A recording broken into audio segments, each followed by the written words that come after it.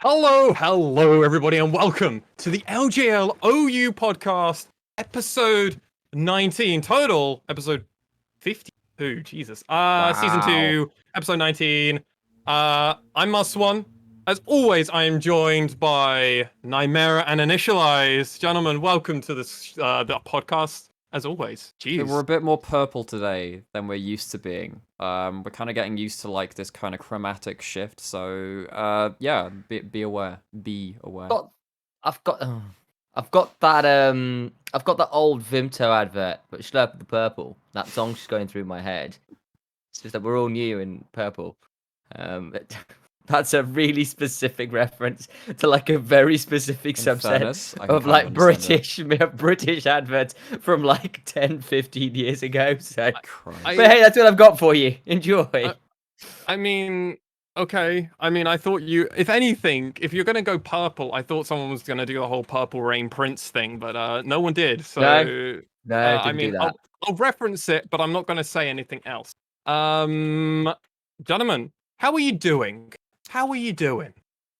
I have been busy as heck, and actually, I'm not gonna lie, this week's actually had a lot of difficult stuff for me in it. Like the fact I've had to like really work pretty hard and had to battle through some news I would have preferred not to get. But outside of that, in terms of LJL stuff, you can see our new overlay. You can see all of us. You will see in the title that it's not just us as well. And if you checked our Twitter, you'll know who they are. Looking forward to a lot of things on the LJL front, and also this podcast. Sam, what about you? Yeah, doing pretty well. A little bit ill today, unfortunately, but otherwise, it's been a really good week. And I'm more than well enough to be here and be entertaining, hopefully speaking. I'm glad to hear that you're both doing well. I'm sorry to hear the bad news, but my thoughts are with you both, as always, and you know that. Yeah. See, this is why we keep him around, guys. Occasionally, we get past his veneer. LJL, and behind it all, he's a real softie, wholesome. I promise. Officially wholesome. Anyway, I'm an asshole, so fuck you guys. So I'm doing well, as you can see, everybody. This new overlay has been slight bane of all of our existences, as we've had countless rearranges and rearranges, and our lovely man Chris who actually I just came out of a meeting with to get into this podcast. He's an absolute savior. Expect great things. This is just the start for us, and I'm so happy that it looks so clean already. Like, and for those of you who are listening in audio, of course, our logo was changed already, so on there. You'll see something different. Yeah, but like you'll obviously, if you're listening, you'll notice that the airwaves are slightly less red than they were, and now they're more purple. So maybe you can hear the difference. Yeah. Also, quick shout out to J6 Beast. I'm never quite sure how to pronounce his name. Thank you for the server boost, the LJLOU server, the Discord server. Yeah. Check out link down below if you're watching this on Twitch. If you're not on Twitch, in the show notes. Actually, that reminds me, Initia1ise, for our people over on YouTube, what can they do for us? They can do a few things. It's all really one action, because if you're only doing one of these things, and really you're not doing any of them at all. So what you need to watch the video. It's really important. Then you need to hit that like button, smash the subscribe button, hit the comment button and add something nice underneath it, because we like the ego boost. And then possibly, just if you want the extra credit, you can go share the video as well. Oh, notification bells, that also that extra one. And add it to really playlist and do everything. Do it all, and then retweet us and like us. And then you can give us your bank account details. Don't ever do that. Don't ever do that, by the way. That is as much as a joke. Boy. Do not be doing that. I mean, not fully, but maybe in the next week or two, we might be saying there's a special link below our show. If you want to hit that and help us out, we might appreciate it. But we'll get into that. Gentlemen, this week's show, obviously, as we've already teased, we've got some special faces coming on the stream. We'll then be catching people up on the LJL 2021 Spring Split. This week is more of a catch-up, so if you are only interested in doing that, we will give you a timestamp, probably somewhere in the show notes. You can click there, you can just catch up with LJL 2021 if that's what you're interested in. But we're going to be going over LJL OU stuff first, introducing new people, new casters, new faces that will also be bringing you some external content. but we'll see how enthusiastic they remain once the LJL grind truly Once begins. it kicks in, yeah, that's it. Yeah. So I'm actually now going to so Nymaera. Yes, my friend. I want to I want to become the omniscient voice. So can Okay. you do that for me? Can certainly try. Who's that? What? Wait, what the hell? What is that? It's on MaskedSwan. Hello, I'm Melvin as well. Out of all the ways someone could intro their way into this, that is amongst the best, my dude. The Hello. imposter is among you. Of course, Lexi's still in the background. On your screens now is Melvin Callum. How you doing, buddy? I'm doing great, you know. I was hearing that everybody else had really cool intros ready to go. They were pre-recorded, all that kind of stuff. So I thought, better match it over to the printer, ready to go. Every time I've been on a show with you, there has been something you have printed off that has made my day. Right. That's Okay. amazing. Lexi, how do you want to run this? What's the show order? What's the running order? Guide us, omniscient voice.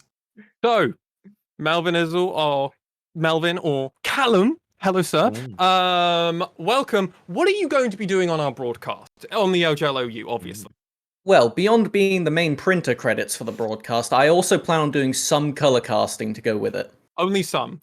Just a little bit, you know, adding a bit of spice to the printer, you know. Sometimes I run out of color and don't work Black your and white black hard and white. analysis. I'm there with you. Oh my gosh. I swear if you make this into a running gag of being like, you haven't paid like your printer subscription, we've got to mix like the yellows and the blacks to try and make like weird colors in there. It's going to be strange, dude. Only RGB kids will remember this podcast, I tell you. Lovely. So Melvin, what do you do outside of obviously this now broadcast? This is new to you, obviously. We'll get into some LJL stuff in a little bit because you get special one-on-one time with us, or 1-on-3 time, 3-on-1 time. Which is the worst way that sounds? I'm saying It's no 3-on-1. good way. It's no good way, actually. It's the three of think us I'll put versus the mask just back you. on briefly. What else do you do outside of doing this broadcast?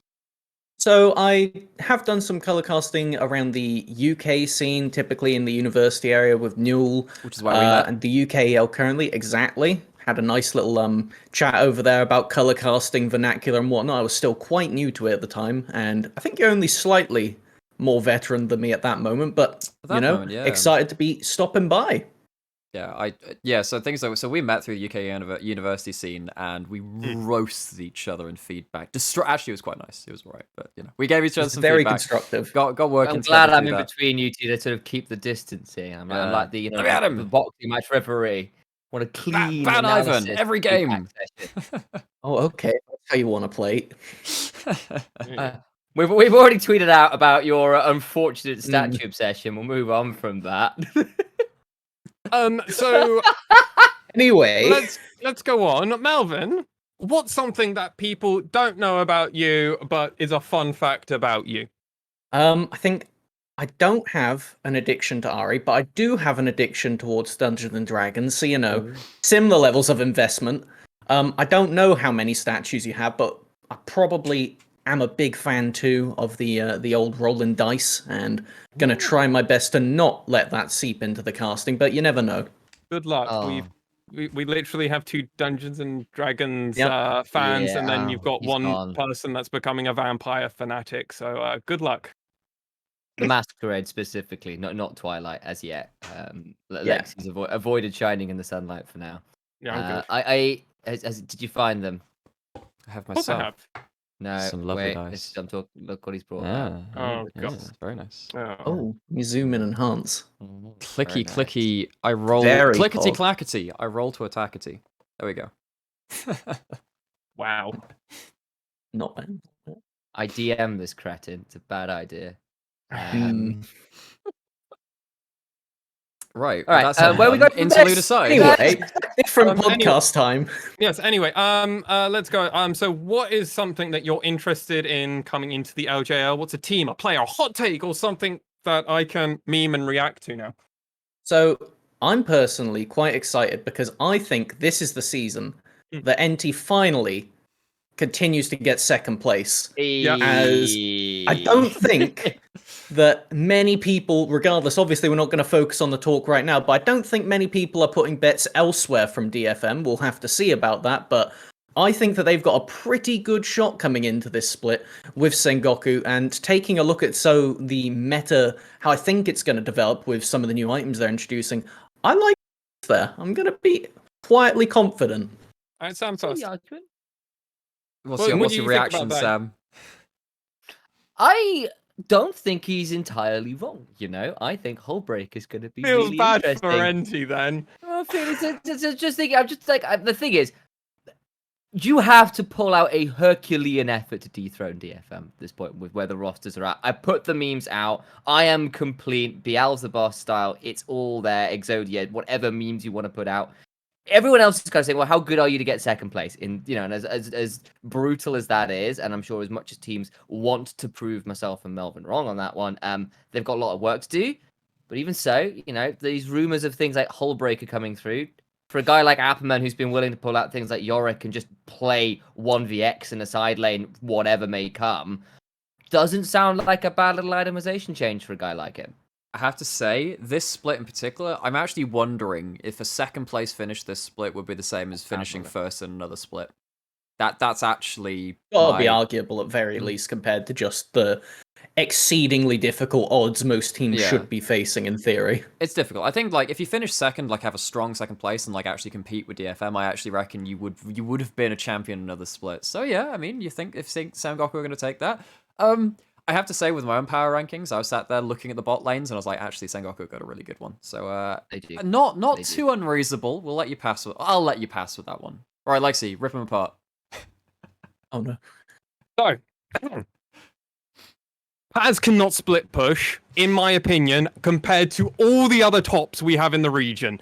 If Ray Farkey gets given an inch, he will literally take Paz to Pound Town, and we've seen that before in 2020 several times. Cog might be the second best top laner in the region at the moment. Ebby is Ebby, and Set apparently is playable, so guess what? No one's getting to level 4 before Ebby gets them to keep the level 1 for forever. Fudge. The Fudge thing?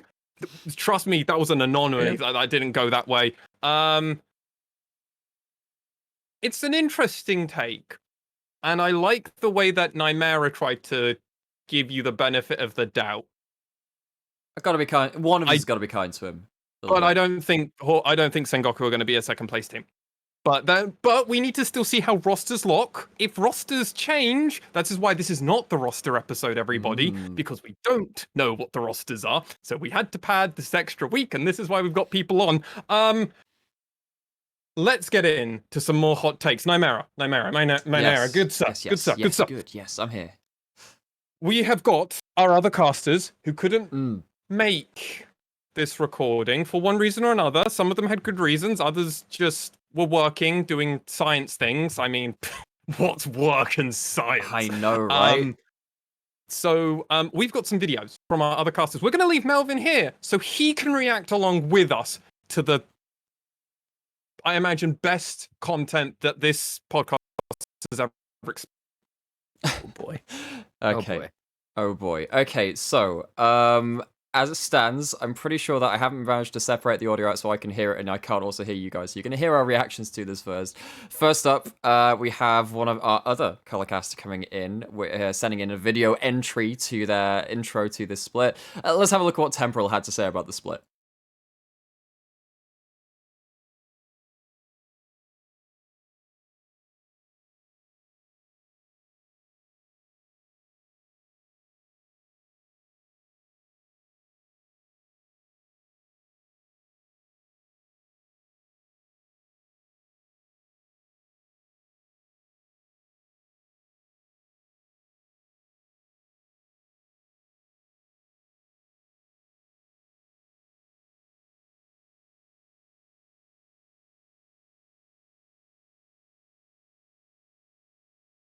So the thing is, I know exactly what I did there, and it's What did because you do? I did some stupid things, guys. I'm sorry. Echo. Oh lordy. Oh no, that's exactly what I did. Okay, right. What I can do then is I can go back to it. I think we're gonna be fine now. All right, I'm back. So confused. Like Galaxy and His podcast. justification is fine. I'm Temporal, or otherwise known as Tom.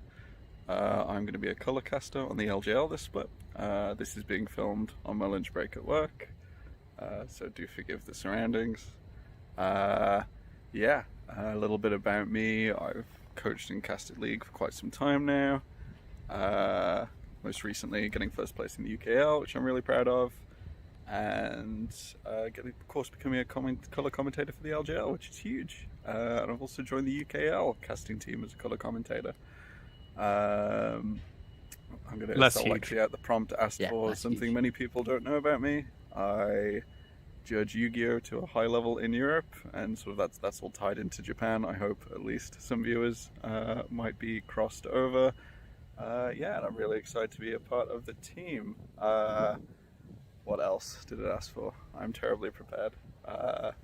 Also asked for my take on the coming LJL split, or at least the LJL. And my take is that Burning Core will win the LJL. Whether it's soon or not, I don't know. Yes! Maybe not this. Yes, Temporal! Got the feed. Fan. So there is that at least. I'm excited to be joining you all for the summer split, and I hope to see you soon. And enjoy the podcast. I was enjoying it until he said that Burning Core were gonna win. What? How? All right, okay. No, we've literally managed to blow Maple Street's brain in chat. That's what we've managed So far, to do. least controversial opinion, I'm going to say. Well, I'm doing pretty good for myself. Yeah, I would definitely agree. You've got the most sensible, realistic one. You started it with NT. Take the narrative that I basically figured out, and then you're just like, I'm going to use that because you never said that publicly. And I'm like, bollocks. Just a caveat. He did say, I think Burning Core will win, but not this split. So he says eventually. I would imagine. So what I was discussing this on Twitter, and I came to a revelation in much like, people walk through the desert and they see themselves an epiphany, breathe in the fumes of some. Okay, no, that's just getting high. That's a little bit different. But to go through various different methods to get some words from the gods, and I did this myself. No, I didn't get high. I don't do that, sadly. And I did see that Yuhi is effectively LJL's version of Space Prison. From those of you who are familiar with the CG Entus rosters of LCK, when finally the Burning Core roster is released from their tenure and their service to the region, then Burning Core may truly resurrect themselves from the burning corpse and win the LJL. There we go. So says the prophet Nymaera. All right, Initia1ise. I want to know what you think of this, because I mean, I'm siding with Nymaera on this. This is pretty fucking egregious in just so many ways that we need to start getting in oracles of gods and titans and just elder beings to try and justify the reasoning behind Temporal here. Look, unless Temporal has hired out, and I know this was the LJL, as long as he's not hired out, a ninja clan or somebody to assassinate DFM, I think there's very limited chance for anyone but them to be winning this split. You've seen we've redone the logo and stuff, so there's a world where someone's got all those kunai and started lobbing them at various LJL players to open up the path. But otherwise, I think as much as I love a number of the Burning Core players and I really want to see them turn it around, I just don't think there's enough room for forgiveness, particularly when it comes to how important AD carries are in the current meta, and Yuhi's just not top level. So then, Melvin, what do you think of this? As you're coming in far more fresh, you're not grizzled, you're not burnt by Burning Core like we were. Haven't been scarred by them yet, but I'm excited for my first opportunity to put them in a prediction and then just get mullered, because that is the only impression I've got from this team so far. The worst thing for me was when I was super, super high on Crest Gaming Act, and then we knew that CJ Burning Core was always a great match, and then they absolutely clobbered them. I was sat there, I'm like, how does this happen? I mean, it was actually because Arya counterpicked himself. He picked for lane and then just like Look, it's a long story. I was hurt by it. That was my first scarring of that. So yeah, less said about that one, the better. I'm excited for the war story then. Yeah, a little bit. Just the various Sengoku Jidai flashbacks.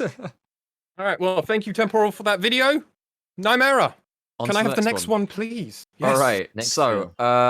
Okay. So the next one I've got up is, I believe, our dear Middle Cop. who is going to be which one we be doing here? That's A. There Right. we go. Okay, right. I feel like I ought to justify myself because I was told there was a beekeeper outfit. There may not be a beekeeper outfit. Well, you know what? So- We'll soon see. Good luck. Hello there, everyone. My name is Jack Middlecott Davis, and I'm going to be one of the new play-by-play casters joining the LJLOU. Well, you either get audio or video here. You pick one, you stick with it. I'll get both. Hello there, Is that everyone. there? My Is name this him? is Jack Middlecott He's Davis, moved. and I'm going to be one of the new play-by-play casters joining the LJLOU for the upcoming summer split. Unfortunately, I can't be with you live on the You have a podcast. As you haircut. can see, I Like am it. in Japan right now, so time zones are a little bit screwed up. Yeah, But they've asked me it's to looking record good. this video so I can give you a little bit of a lowdown on who I am, what I'm sort of about, and maybe say something a little bit spicy about what to expect from the summer split. So, about me, Jack Middlecott Davis. Middlecott is actually my middle name as well as my caster name. So, I don't know why I did that. Thought it'd be funny. Kind of isn't. But I started taking casting seriously around about He's gonna 3 get months ago. brutalised Before then, for that. I'd done like a couple of solo queue things, worked with my uni as well. But 3 months ago, I really started to up the level of what I was doing. I've done stuff like Telia Masters, Valence League, Connecting Esports. Obviously, I'm going to be doing this. And I've worked with UKL as well. Also a content creator for London Esports. We've got a UKL C team and a UKL Academy team.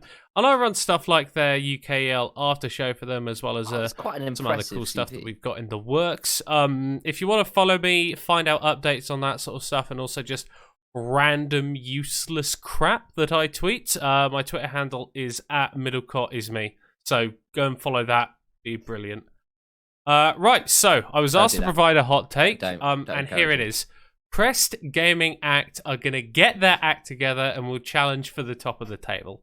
Okay, so I'm not saying that they're going to be able to summit the mountain that is DFM, but I think they've got some really strong players, and they've also got room to grow in some key roles, and I think they'll be able to start pushing up above the likes of Sengoku, V3, Rascal Jesters as well, and really get to sort of like the top 2, top 3 spots.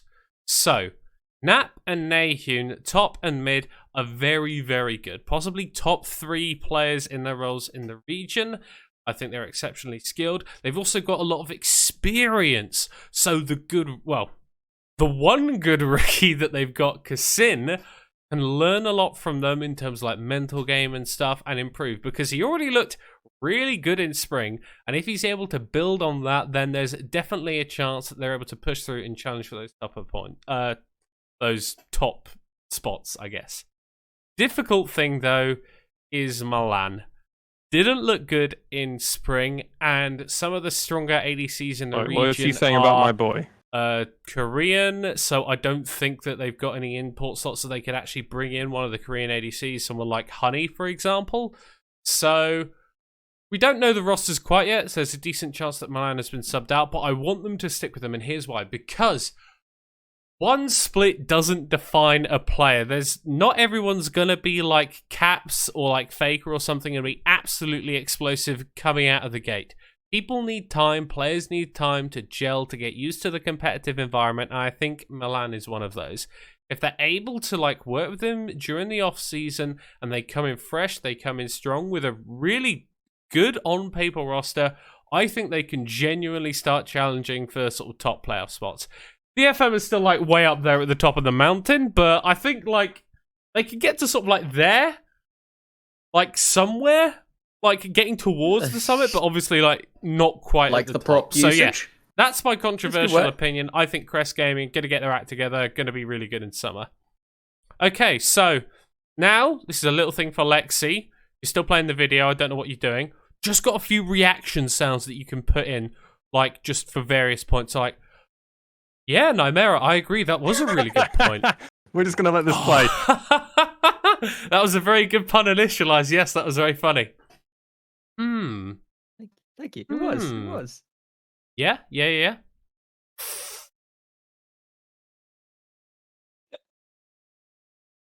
Okay. I can see that. I can see that. I can see that. Maybe we shouldn't Makes have, sense. you know. You can see that. It's just the code at the end of it. I will say I feel a little bit betrayed by the fact there was no beekeeper outfit, as I was told. I mean, I was told there would be, but I'll be honest, I kind of didn't really watch the video fully through. I just kind of expected there to be a cut at some point when it came to the reaction. I was like, this is good shit posting. I'm enjoying this. I'm just gonna not spoil myself. Melvin, you, sir, are gonna give us our first reaction to this. Oh boy. Okay, well, I did not know I needed to prepare like a full-on script. I'm usually fine for doing that, but clearly I've been outdone with just the sheer. Well, You're here. yeah, though. there you go. We didn't So, expect I can Middlecott take to that one. terraform Fuji into somewhere in the Midlands of England. No, I don't we know did if not. I can commit hard enough to literally move to Japan for this, but I mean, clearly Not even we we've got did. some good play-by-play coming. Yeah, I mean, he's committed beyond. So I think that the sound bites at the end very encouraging. We could steal them in case we ever are without a play-by-play for a week. So give me the hot take about Chris Gaming Act challenging DFM.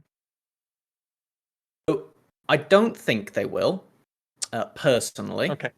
To be fair, I feel like I could just have not looked up anything and done zero prep, and as long as I understood the relativity of DFM to everybody else, it's a very easy take to make and just go, hey, I don't think they can actually challenge the MVPs in every role pretty much hands down with only one or two exceptions, realistically. And then I've got the Crest Gaming roster up here, at least last split's one, obviously, may change. Yeah, I like the idea of Nathan potentially putting on a show, but I followed him for a long time, especially back in his olden days, and I was never a particular fan relative to the competition, so you know what? No one really was middle. Yeah. Was ever fucking sold on to remember Origin? That 3-month stint? No. He did have the longest loss streak in LEC history. It was Impressive. He's a Quite record impressive. setter. He could There we set go. the record. So First my person to problem with beat that DFM. take is that CGA are about as far from DFM as the city of Milan is from Japan. It's actually quite a long way. It's the point where that wasn't actually Mount Fuji, guys. He moved to Greece, and that was Mount Olympus. And right at the top, the whole pantheon is just DFM members, and everyone else is sort of like trying to play Kratos, but with like a toothpick. It's not looking that good right now. Don't look down on toothpicks, Sam. That's what I'm saying. I A mean, well-placed toothpick can do a lot of damage. it can, I suppose. I'm not really thought of a toothpick as a deadly weapon in some time. So hey, what you gonna do? I mean, his response to Napa Nation, I was like, I mean, that's probably the only fair. place Kassin was exciting at times and detrimental at other points. But yeah, the bot lane is where you have to do it. And there's just no way the Crest Gaming Act bot lane. The bot lane is good enough to get through the worst teams, but it doesn't beat the better teams. And that was the problem with Spring, and I don't see it working for them in Summer, even if Milan is slightly more comfortable. It is exactly the reason that when I was doing my own like tier list, and I've shifted things around. I was basically kind of talking. I was basically in my own head having this inner monologue, as I do talk to myself. It's probably quite concerning. As normal people do. Who is inting harder, your jungler or your bot lane, and which one matters more?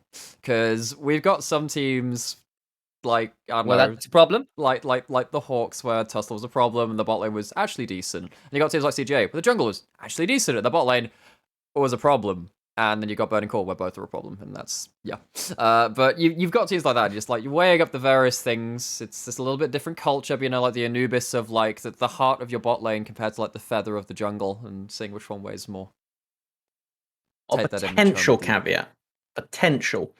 I'm just rereading my notes, and Kassin's champion pool looks pretty good for what I'm Now in current meta. imagining. I know. Imagining the current meta, yeah. Xin, that's very, very good. That is a champion that has a lot of build options right now, has been pretty under the radar, could get them an explosive open to the split, and realistically, get yourself an early lead. The games at the start matter just as much as the games at the end for at least playoff contention. No, Melvin, no. I am results-based orientated thanking, and he went 0-3. That means Zinzao is terrible and Chris Gaming Act is terrible. Your take is terrible, and I don't agree.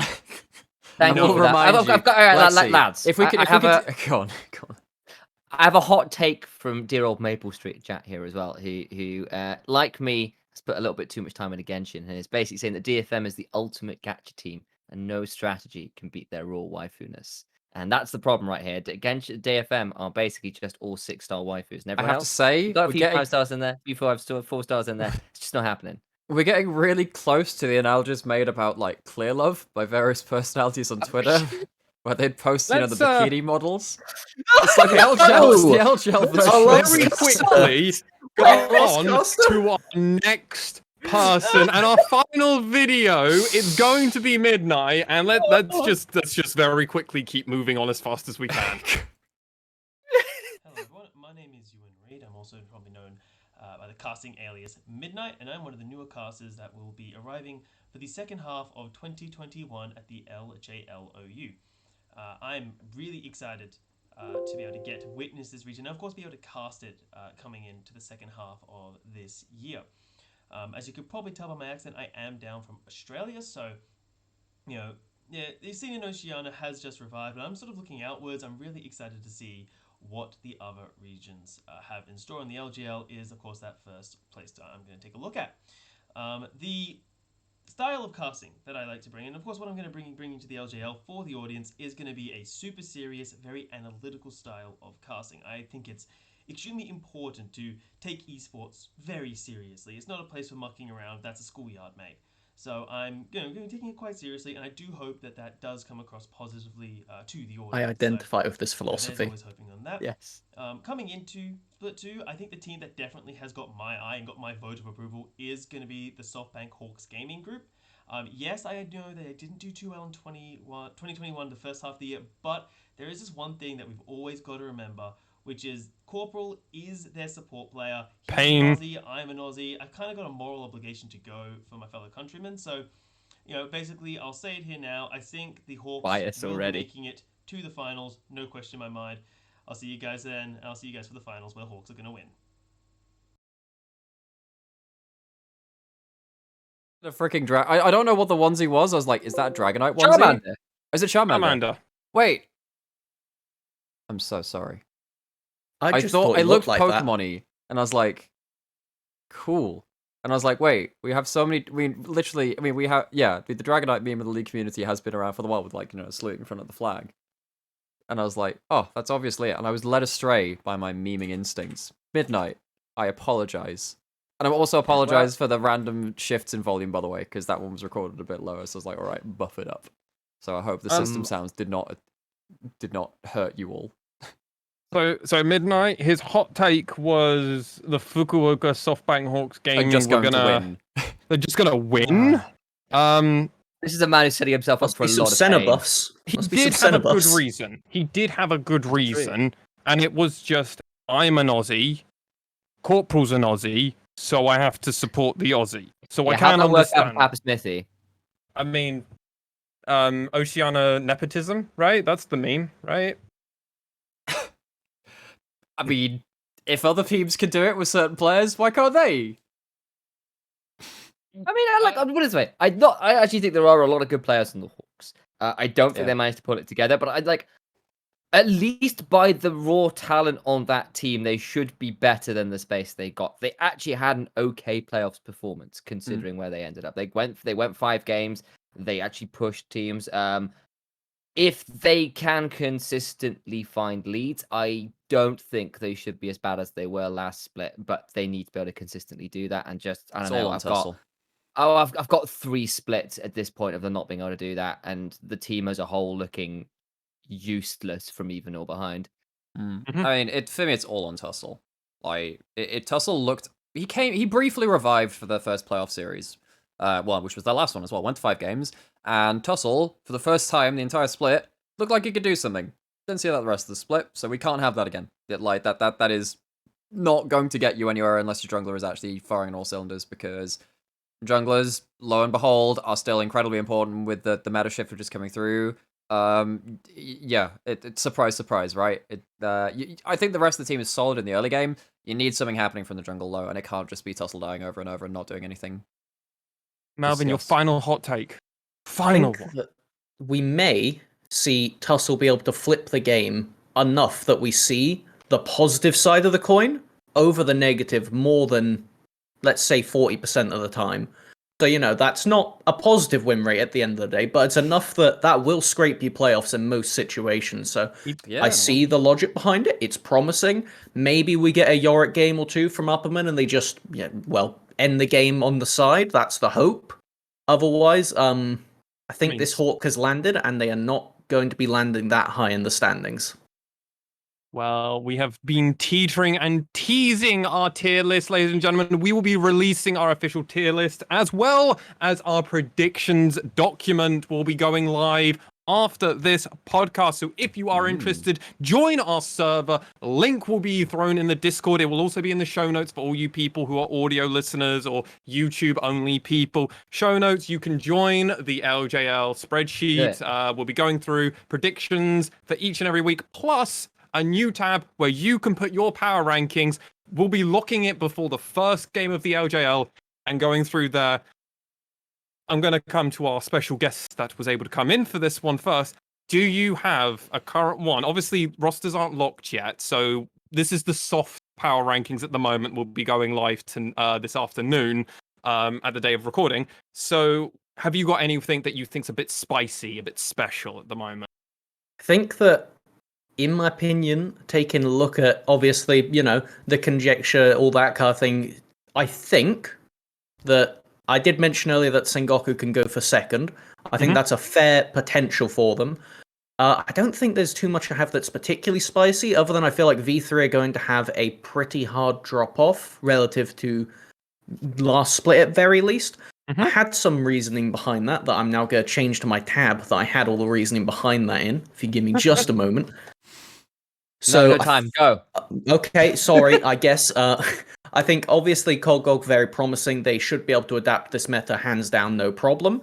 And then just looking around the rest of the map, I think that with the changes to some of the supports in the meta, because Hex Flash is going to be disabled in most regions right now, I think that hurts Reyna a fair bit. It does hurt other supports as well. Reyna, and then the by transition... The way, we spent Reyna, a whole sorry. half a year saying that wrong. And then I'll write them down. Correct it. There's a story behind that. Oh boy, I can't wait to hear it. And I think enchanters are probably going to become meta and then stick around for longer than they have any right to. And I think that generally is going to hurt a lot of the teams from last split who lack that kind of versatility, specifically in the support role, which most teams do have that issue. I will tell you what's really cool, though, is that when I think of the LJL in terms of champions that define the region, I think of two of them, LeBlanc and Ezreal. Now, LeBlanc is kind of still a bit of a non-factor, but Ezreal is freaking back. We have so many good, historical Ezreal players here. Like, the LJL Ezreal is a thing of legend. I mean, obviously, it's overshadowed by Ikaruan Ezreals, and a couple of the Chinese ones, too. Even a couple of European ones are really, really good. But you look at Yutapon, Gango's a good one, too. In fact, actually... I mean, like, if you look... Gango was the player that taught me how to E-Flash, actually. I saw it on one of his streams, and it's like, oh, you can E-Flash on Ezreal. Apparently you can. Or Flash E. I mean, the other one is, like, obviously, if you go and look at the DFM Rascal Justice Juggernaut series from last playoffs, it was basically the first 3 games was, who could carry harder on Ezreal? And it was literally one-upmanship until they effectively, Rascal Justice went, screw it, we have to first round it on red side. And then DFM went, psych, we've got a counter. And it was just like, oh dear. But that was something. Well, gentlemen, that is all of our brand new faces that are coming onto our broadcast. That's their hot reactions, some takes, some team talk. But, Melvin, would you like to plug yourself once again in all of the aspects? Anything else you're doing, plug it now, and then I believe we'll be having you on our next week's podcast. I'm going to be on the UKL this weekend on Saturday morning, I believe it will be. So keep eye tuned for that one. I'm going to replug my unmasked swan art right here. There's the little Twitter handle at the bottom. Melvin is all lol right there, spelt the same with a lol at the end. And obviously, excited to be coming on to the broadcast, and I can't wait to see how these teams develop, assuming there hasn't been insane roster shenanigans. We wait in bated breath. We'll be waiting. Thank you for coming on. Now I'm going to kick you off, and I'm going to take my place back. Fuck off. Nymaera, do the thing. You're there. We got you. Perfect. Thank you so much, Melvin. Just a bit of a, like, just asking from like, just from like a business philosophy kind of thing. I know there are certain ways you can like rule with an iron fist these kinds of things. And have you ever thought that we might want to like have like a positive relationship with our minions, our underlings, the people that we wish to represent us? Have you ever thought about that? Idea. No. Have you not played the game Overlord?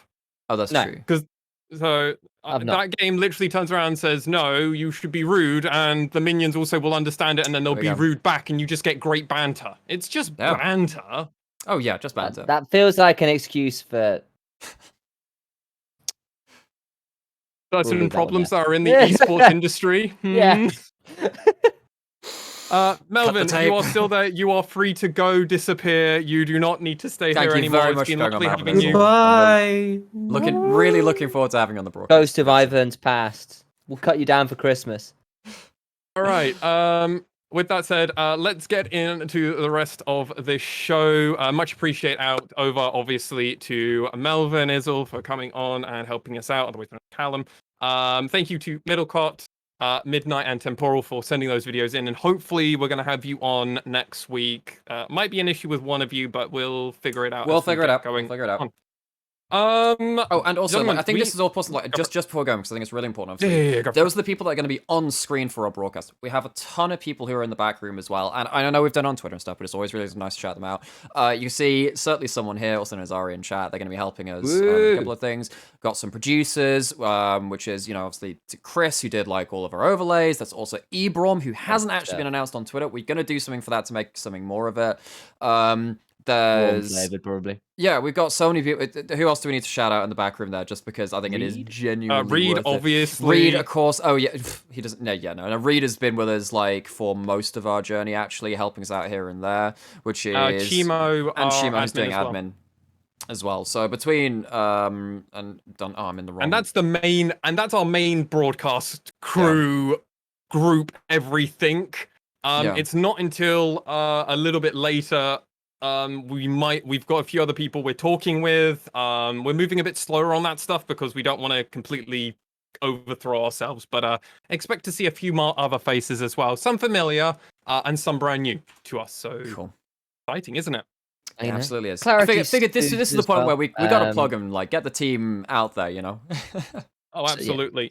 I assume we'll probably plug everyone's Twitter in the show notes as always. So if you're interested in anything, show notes. Link down below, and they will probably now just live there forever because I'm probably not going to bother changing it, and I doubt anybody else will. For clarity, Spoods, it was a guy called Chris Edgeworth who was on the team. That's the doorbell. Phenomenal. And there's the doorbell blurring through the back room there. Well, one of you can go get that. I will start getting people caught up on LJL 2021 split with the either that decides to stay. I think you've both gone. Have you? I don't know. Anyway, I'm still here. Okay, you're still here. We traded roles briefly. Okay. Right. So let's quickly recap over our tier lists. Initialized, because we've got some tier lists that we want to recap over going into Spring.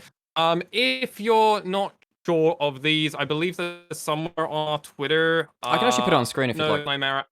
If you can, that'd be great. Yeah, I can do a thing.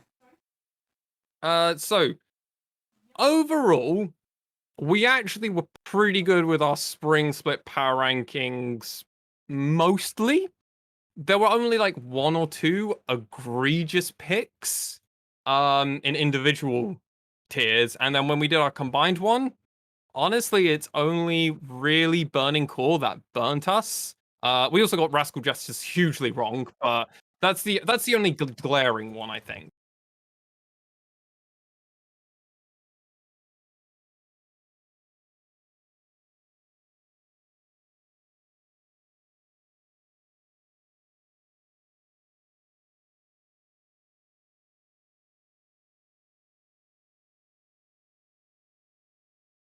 Yeah, no, I still had a lot of faith in them, considering they were sort of in my eyes. Mate, you put them at 6th. I don't know how much faith you're putting them in. Specifically in that I actually thought Hatchimetra would be good, and I had a lot of faith in Sol and Seek. I did not have faith in Recap and Kinatu, was who I didn't have faith in.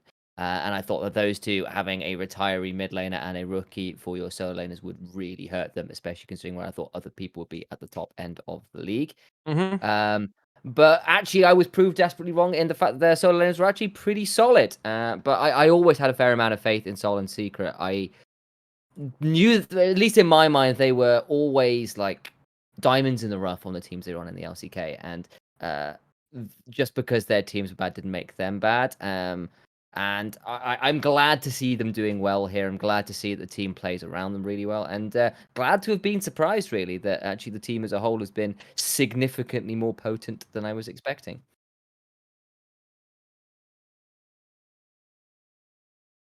We were really burnt. We just also, I think, to also defend us, because I think that's the other thing we should do here. To defend ourselves, we had no idea how much the coach change was going to also impact the team. Like, there was just no way for us to know. We were going on a lot of just guessing, and our only hope was Hatcha Metcha, and we were like, well, there's a lot of things this could go really good, and a lot of things that could go really bad. They turned out to be really good. There's just so much you don't know.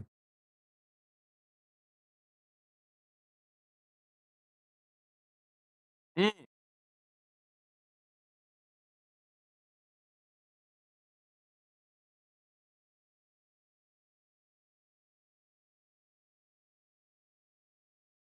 course.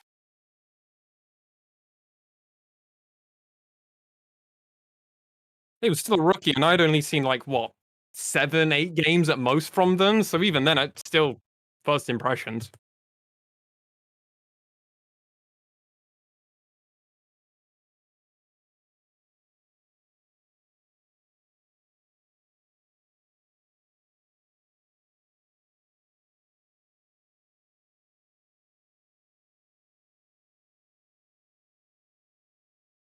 Oh, so your mic is still not going through the stream. Is no bueno. Maybe that helped. Oh, did I need to translate? Yeah, well, anyway, hopefully that'll be okay then.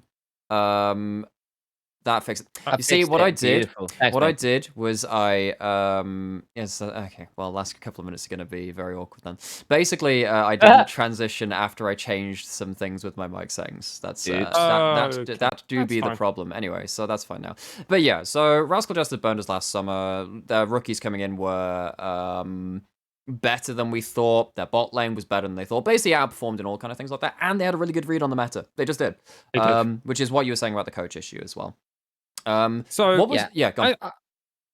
I mean, Sam, go for it. You've not said something. This is just a really quick one, just in the fact that I know that last summer, like, I know we said that we were burnt, but I don't think that's even entirely fair to the Jesters, because they were screwed over exceptionally hard by the COVID visa restrictions. Like, they lost literally everybody in the blink of an eye. Yeah. Like, they couldn't get Art, they couldn't get Vivid, they couldn't get, Ninja. Like, they were basically playing with a full team of substitutes, it felt like, at the time.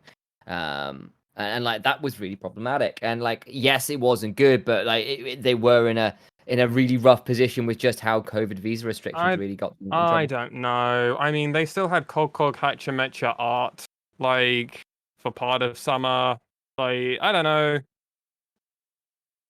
It's still, even with a bunch, like a few substitutes and everything else, I don't know. I still think the Jesters burnt us and disappointed us. They were lower than Axis. They went 2-12. Like, that's burning me. And that was Axis. Remember, that was with Axis going 0-8 in the first half of the split. So yeah. Anyway, Yeah, I think we've beaten that dead horse. I think we had grounds to rate Rascal Jester low, and they had to overperform our expectations, and they freaking did. So good job on them. And we will not be making that same mistake going into next split. Most likely.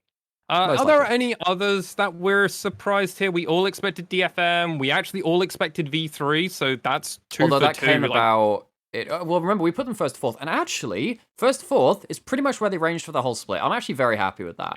Because I know that... I mean, I begrudgingly put them second, because I didn't believe in Sengoku. That was a big thing for me, right? And that was the only other real team on paper. We were like super, like, this should be a. And we thought they could top out at third, and they ended up coming fourth, right? Actually, we ended up, in terms of all of our ranges, getting it about right somehow. So that was quite interesting as well. Yeah, I mean, like, I think the interesting one with Sengoku as well is they kind of started at the bottom end of that range and then improved to the upper end of that range, and you kind of saw both ends of the spectrum for them.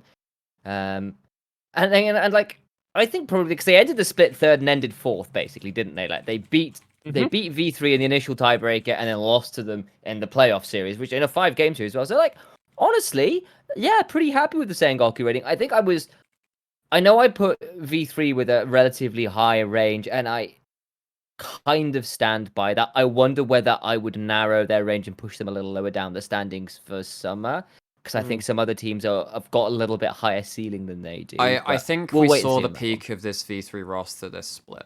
I think that they had... I mean, the one X factor for me is that Cog stands above most of the other top laners in the league. And we also know that Reiner and Archer last year just turned the afterburners on in summer. I'm looking to see what Hollow can do, because I think that potentially we could see Hollow and Reiner outperforming Gango and NT. I think, in fact, we saw that in the series where they beat them. They found a way to deal with the Aphelios Thresh. We had no answers to them for the rest of the split, and that's one of the interesting things. V3, when they get a good read on a team, they tend to be very good at preparing for them. Apart from DFM, they out-waifu power. It's why round 3 was such a one-sided affair. V3 just figured out from minute 1 how to beat Rascal Jester, and it just kind of felt very one-sided. It was like, oh god, what's finals going to be like? Is this going to be insane? No, DFM were just better than everyone still, like a country mile. And I mean, let's move on, because I think there's only one other team that really surprised us, and that's in our combined ranking, that's in our personal rankings. The team that we thought would always be a lock, realistically, to make playoffs, and that's Burning Core, gentlemen. This is the team we thought could go the whole distance, and they didn't make it. We need to talk about them and how they burnt us fully, because this is a disappointing thing, because they were the only other team, remember, that kept a majority of their lineup outside of Detonation Focus Me. Yeah, I mean, we all rated them in playoffs, and they ended up finishing 7th, right? Just above Axis. That was certainly something. Sam, do you want to take this one, because I know that you had a lot of stuff to say about them at the start. What for you was the really big crux where they fell apart? Which team we talking about specifically? One more time? Burning Core. Yeah, cool. Sorry, I had a moment thinking it was the Hawks. Like, no, which we will have to talk about. We probably will, okay, so I think the deal with Burning Core, at least in my mind, was last year they were a team that had really, really defined strengths. Like some incredible ace players in Once, Ray, Farkey, and Proud, who were playing out of their minds, mechanically solid, played loads of stuff who could really hard carry, and then real definable weaknesses in both mid and bot, which were very punishable by other teams. And so every game with Burning Core felt like a bit of an arms race to see whether Burning Core could get far enough ahead with their carries to sort of like cover over the weaknesses they had in other roles, or whether those other teams could exploit those weaknesses before that could come to a head. And it made for very exciting games, but it made for a very inconsistent team. And with the switching of Gadiadu into mid lane, considering that, like, I thought Gadiadu would be a fairly significant upgrade in mid lane, because I thought he had played very well considering the role that he was in last year on Axis. I still think, particularly in the spring, he looked really good, and I thought this would be a really good chance for Gadiadu to prove himself. He did on TF and nothing else. Yeah. And then at which That's point, the one caveat. His TF was pretty damn good. Yeah, and it really was, but effectively we hit this point where it's like, okay, so they've got an upgrade in mid, they've kept Yuhi, who again most of us on the LJLU really don't rate. We think he's definitely a pretty weak bot laner, if not the weakest in the league, frankly. He's there with our previous conversations of Tussle. He's in that kind of domain. It's been really. We've watched him a long time, and we're not. Yeah. And the meta basically shifted away from really hard carry junglers to more chem tank junglers, which is just not what Once wants to be doing. You know, it's not Lee Sin, it's not Kindred, it's Udyr and Hecarim on chem tanks, which wasn't how. I forgot Kindred was back. Maybe I have to revisit what it. No, don't make me think of Burning Core Jin Zhao again. as well. I'm just thinking, I think Burning Core might be in a better space with Once being able to get some different things. Anyway, and actually, I think it was a little bit more around actually bot laners getting plates and getting ahead on things like Tristana was quite a big deal this split. That wasn't what Yuhi was good at. I think the other thing is Gadiadu had a bit of a poor laning phase. And so there were like games where you would see like Yuhi and Proud losing 2v2's bot, then Gadiadu just messing up mid and losing CS, the and then game Ray which Fast stands out teleporting to around and me losing top lane. was it the second round robin versus Sengoku against Gango Yeah. and NT, where Burning Yeah. Core's bot lane were playing Ezreal Karma, and it was against the Fellows Thresh. So level 1, level 2, This you was got expect vertical that. jungling, wasn't it? So this was vertical jungling from Burning Core, where they gosh, just said, forgot look, about we're going to screw bot lane, you don't get to play your Fellows Thresh. And then they just lost half their HP in a level 2 trade, where they pushed the wave in too quickly on the tower. And that allowed level 2 to come in from the Fellows Thresh. The hook hits, the Q from the Severum comes in, you lose most of your HP on your Karma and your Ezreal, and you can't fight around that anymore. They single-handedly lost the map state for them in a game where it was all about trying to zone off bot lane away from CS and stop this Fellows Thresh from being a thing. Like, part of that is Gango and NT being really good at that combo. Part of it is Yuhi and Proud, who we do rate them really highly, just not playing appropriately to their lane. Yeah, and the other thing. We don't want to stay on Burning Core much longer here. Sure, So we've been on them for about 5 minutes. So let's just quickly. Well, let's move on from there. So, I'm hoping to do better in summer. I'm hoping with some of the changes that Once can carry harder, but I'm still a bit nervous. Yeah, and I mean, ultimately, not bad. We pretty much got most of the teams right. The teams that we thought would make playoffs, we only got one of the wrong. Now, obviously, it's pretty easy because it's a majority. But we got some of the placings kind of right. Yeah. And we've got good justification on why we got it wrong, and I think it's fair. Yeah. I would rather get things wrong for the right reasons rather than right for the wrong reasons. But again, no, I did. Absolutely. We didn't get everything, but it was all right. So how would we rate each of the teams now at the end of playoffs, gentlemen? So obviously, end of LJL 2021 Spring Split for those. First place was Destination Focus Me. Second place was Rascal Jester. Third place, or tied third place, was Sengoku Gaming and V3 Sports. Then we had fifth place being Crest Gaming Act. And then tied sixth, technically on score, but not in placing because the head-to-head matchups, the Fukuoka SoftBank Hawks were sixth, Nicole was seventh, Axis was eighth. Do we think that's a fair assessment for people to kind of gauge to take teams going into the summer split? 5th, 6th was tied, right? Because you don't get to see that, but it's what? Hawks. No, Hawks and Burning Core were tied. No, end of playoffs. CJ was 7 and 7. And then 3rd and 4th were tied. 3rd and 4th were tied between V3 and Sengoku at 6 and 8. Okay. And there was the V3 went on game. the 3-loss streak at the very end, and we were worried that V3's wheels might have fully come off. No, this is the end of spring playoffs. So it's just like, so technically Hawks and CJ finish in the same spot because they both lost in the first round, right? Oh, I see. I'm with you. I'm right. I'm sorry. I'm with you. Spring rankings because Yeah. No, I thought you said at the end of Okay, I can clear that off if you want. Yeah. I was just doing spring standings. Gentlemen, what do we rate the teams? Do we think it's a fair assessment where the teams ended in the end of spring, coming into summer? Is that a fair place to kind of gauge to put things? Is DFM going to be the top? Is Axis Burning Core probably going to be out? I mean, like, it's hard to put DFM anywhere but top, considering the roster that they've got coming in. You know, Gang's back. We've talked about actually DFM's our only confirmed roster. Yeah, basically. Yeah.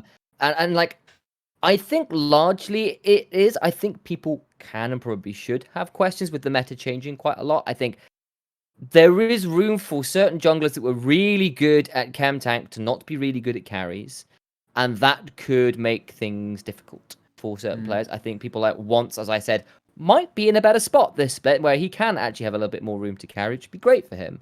It'd be great for Cassin and stuff as well, even though I think, you know, a lot of what he's doing is was already on those champions, so he might be able to do that a little bit more consistently, which would be great for them. But, you know, maybe people like Rascal Jesters, you know, it's like, well, Hachimecha likes to occasionally go towards things like the Skarn or the Jarvan, which aren't so in meta, but, you know, he's also got things like Kane in the back pocket, so, you know, might still be okay. And Ezreal's great at the minute. We know who's a great Ezreal player on that team. Like, so I think we're going to have to see. I think junglers who can play Nocturne are going to be up in value as well. And obviously, the big one for that is Steel. So Steel has played more Nocturne than almost any other jungler. Actually, he's played for so long. He's played a lot of Nocturne actually.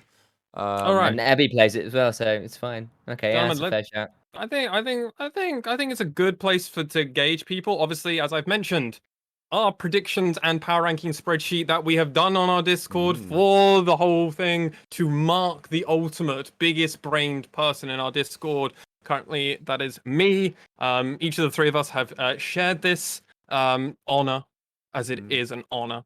So that will be one thing. Power ranking thing is just more for funsies. It doesn't actually get you any points. You got to do that on the actual games itself, ladies and gentlemen. We're going to be doing something a little bit different here. I've got my phone here. Normally, I'm not allowed to look at my phone during a podcast because have to be engaged and actually make sure that these two are actually doing it. But we're going to do something a little bit different here. I didn't even prepare these guys for it. But let's do this, gentlemen. At the end of our podcast, which we are getting towards the end now, as we're up to an hour, so Oh wow, yeah, must be the end. We have got main narratives for each of these teams going into 2021 and now end of spring. I've got 30 seconds on my phone. We're gonna each take turns. We each get 30 seconds. We have to give some of the main narrative plot points for each of the teams. Do you want me to go first with Axis? Go for it. All right. In 3, 2, 1. All right. So Axis are a team which are always constantly struggling. Natsume, no, God, that's the wrong thing to even look at. Oh my God, I'm using my time. Ino, Megumin, and Nemo were all shown to be clearly volatile players. Megumin, though, is going into a metagame where it's heavy assassins. He had a very successful game, however, it wasn't going to be looking great. Hoglet started teetering off very early on. Honey became their sole carry. Watch Honey could be huge. Megumin, maybe if we're lucky, but we'll have to find out and wait and see. Boom. There you go. All right, Sam, do you want to say Burning Core? Sure. Narratives to them. 3, 2, 1, go. Welcome to the Tale of Burning Corpse, a team that should have been really good and were really, really not. The meta was not good for this team, unfortunately, top lane. Ray Farky had an okay time, but he wasn't the standout carry we're kind of accepting, and once was not looking anywhere near as comfortable on junglers that were using Chem Tank as he was on his previous carry picks, the likes of Graves and Kindred, which was problematic. On the other side, you were looking at a carry meta where you need to be able to be pretty lane dominant in bot side, which just wasn't happening, and Guardiano just couldn't lane. It felt like they were losing all three lanes at once and trying to fight their way out. Come Zero, problem. Come summer, maybe that can change. Alrighty then, Nymaera, it is your turn for Crest Gaming Act. 3, 2, 1, go.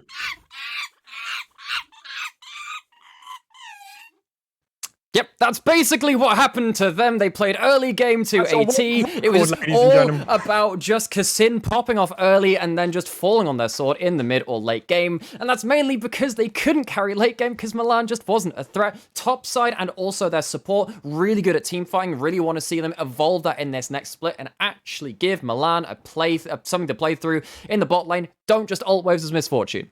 That's it. All right. Don't ult waves as misfortune. I think that's a really poignant way to end with Crest Gaming Act more than anything else.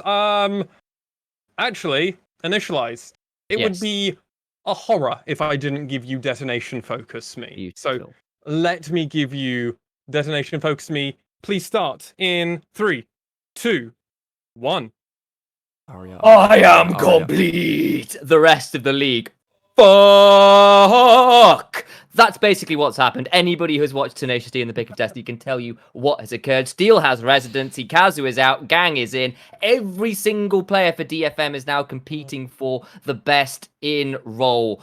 That is a ridiculous thing to say, especially considering it's not like a super team that's been thrown together at the last minute. These guys have so much experience together, aside from Arya. It's looking doomed for the rest of the league. Not bad. That was good. That was scripted almost. Damn. Impressive. It's like he thinks of DFM in his sleep. Yeah, that's it. All right. Blue one. It's not quite DFM blue, but I have to do. I think it's right that I take the Hawks. Go for it. All right. 3, 2, 1. The Fukuoka stop buying Hawks Gaming, the team that potentially has the most amount of money in the league and has on paper some of the best players. However, a lot of these players haven't actually performed up to expectations that we have been wanting to see. Tussle and Dasher have been consistent disappointments. Even with Dasher switching back to his main role, it just still hasn't been working for them. Zenit has been arguably one of the most forgettable players, and he doesn't really have a pop-off moment. Apperman and Corporal are trying their absolute best, and maybe they can find it. Apperman said he learned a lot from Blank when he played with them on Sengoku Gaming. I wonder if Tussle is doing the opposite for him. We'll find out. Speedrun rap go. This is why he should have been a play-by-play. This is should have been, but no. No. Are you okay with taking Rascal Jester? Yes, I can do that. All right. Give us the countdown then. 3, 2, 1. Spring Split was an unmitigated success for this team. They came in a lot hotter than all of us would have realized coming into summer. They need to solidify this. We saw what could happen with V3 developing a roster throughout the year. They need to keep on that, and they need to do this by not just focusing on one plan. They need a plan B and a plan C. This is exactly how they felt at V3 in the playoffs, but their plan A is super, super strong. Give them some time, give them a bit more development. This should be one of our top 3 or 4 teams in the summer split. Look forward to that game. Lean again. We're getting better at this. It's like we're getting practice. It's like you could have prepped us for this. Actually, it's pretty good doing this blind. I like it. It's very raw thoughts. It's why I keep coming up with ideas in the middle of the podcast, and I'm just going to throw and start doing it because we all work with this kind of flow. Sam, back to you. Do you mind doing the Sengoku gaming? Absolutely not. Because if you don't, I will flame the crap out of their mid laner. Let's go. I'll do it. It's fine. 3, 2, 1, go. How hard can Gango and NT carry through the laning phase of the question we all have to ask? That's what this team does. They have some of the single best laning stats in the whole damn league, purely out of how Gango and NT can just abuse XP and gold ultimates and plate stuff down there. Aphelios Thresh was the bread and butter, and Crash was really good at enabling that. The problem is they don't have the best way of getting Ramane involved in the team. He's not a bad player, but his kill involvement just isn't there. If they can get him more involved, Sengoku should be dangerous in summer. Bad. Well done. Well done. Right. I'm going to be jammy here. I want V3. Go for it. I knew it. Go for it, my dude. I want V3. All right. Let's do this quick. All right. 3, 2, 1. V3 Esports, the team that everyone thinks will fail at the very end of the moment, but they won't. They will always find a way to get back into this game and continually to find this Flash Wolves players, stealing, take them in. We've done it with Riddle, we've done it with Boogie, now we're doing it with Mujin, and he might become the best. We'll find out in summer. But another thing is, Ace just keeps getting better and better and better at reserving and keeping himself in a safe position. The most important member of this team that actually needs to perform up to the level of expectations of their former player is Archer. Wait, actually, no, it's Hollow. Hollow is in that same spot that Zenit was in. I really hope that he can perform up. Hopefully he's on an upward trajectory. If not, we're fucked. We're fucked. Beep. We take those. All right, that was boy. pretty quick fire. Someone clip those. If not, I'm gonna have to do it later. I think that's perfect YouTube content There we go. for us, by the Of course it is. 30-second clips. Okay, that was fun. With that said and done, we have introduced new members. We have gone over some hot takes. We have quickly gone through each of the teams in a bite-sized fashion. What's next on the list? Do you want to close it out? It's time for our Twitch chat to ask us any questions they have. Obviously, this is not the time for prospecting expectations because we don't have roster locks. Tier lists are in kind of places. But if anyone out there has any questions for us, this is the time for it. If not, while we're waiting for that, is there any main narrative things that maybe one of us missed and we want to highlight or cover? If that's, I can't think of anything. Yeah, I think particularly for me, for the Hawks and Sengoku, they find themselves in a very interesting position where Sengoku in their playoffs run found ways to get Ramane involved, and he had a really good first series. Bit mess. Second series is okay, right? It wasn't anything special. And then with the Hawks, they finally got ways to get Zenit on center was ridiculously good. Tussle, really good in the games that they were winning. If they manage to come into this split and continue on that trajectory, they're going to do so much better than I'm actually where I pegged them. Because Sengoku, I reckon if they're actually having Ramane coming back and playing his Rise and being ridiculous on it, maybe they could get second, actually. I think that they probably won't, but that's like the upper end for me. And then, that's if we did error bars for our power rankings, this might literally be DFM 1-to-1. This might be the one time I do I mean, that. Genuinely, like it's the kind of thing. Well, that's where we're like, oh, maybe V3 can like upset them, and they took one game, but not this split. Not this split. You can't do that on paper. Not from the start. No, I agree. Twitch chat seems to be sleeping or just kind of trying to regain consciousness from our Rat God skills. So. Yeah, I mean, as a play-by-play caster, you would know. Initialize, you would know. Stunning people. They call me Eminem. They don't. They should never call me Eminem. I cannot rap to save my life. I mean, but you're a play-by-play caster, so... Really? I speak fast. It's not really rapping. No, it's not. I mean, Did you even really understand what the crap I was saying earlier? Like, let's be real, it was just a lot of words thrown at the microphone. Pretty much. Words I mean, aren't that's kind of what I Any do. of the verses from Meteora, the Linkin Park album, and that's it. That's my rap. That's a rap. Is it time to wrap up? Have we got any more It is. questions? It is actually time to wrap up this episode of the podcast. Episode 19, gentlemen, in the books. Episode 20, we'll be back next week as well. We actually have a confirmed date. We will be going live, ladies and gentlemen, at 10, well, before 10, British Standard Time, with the last 4 live games of the LJL 2021 Summer Split. We will then be switching over and doing the last 4 games. Those people you were hearing earlier in this podcast, they'll be coming out to assist and help us with all of that. But gentlemen, Initialize, what can Yes. people do on iTunes for? They can do a couple things. They can make sure that star rating is up at the number 5 is most important. Leave us a little comment on there as well. Make sure you're giving us some interaction there. You know, if you feel like you can listen to the episode as well, that'd be great. That'd be saucy. And Nymaera, on any other platform, mostly the video ones, what can they do? You can like, you can comment, you subscribe, and honestly, just interact with us as much as you can bear it, because it's really good for us. And also, we will, if you actually have any comments you want to make, we'll respond to it as well. We're actually pretty good at doing that. At least I check it every so often when I realize I'm actually logged into the right YouTube again. Just do all of it. We will try our absolute best, as well as also we will be having extra people assisting us so they can tell us when pings are happening, and then we can actually go and do the ping thing. But with that all said, from myself, MaskedSwan, from Initia1ise, from Nymaera, from our special guest of Melvin Izzle, as well as our guest appearances on video broadcast in live but not live of Middlecott, Midnight, and Temporal. Thank you so much for listening and or watching, and we'll see you all very, very soon. Ah, it's the attack of the CGA! Ah!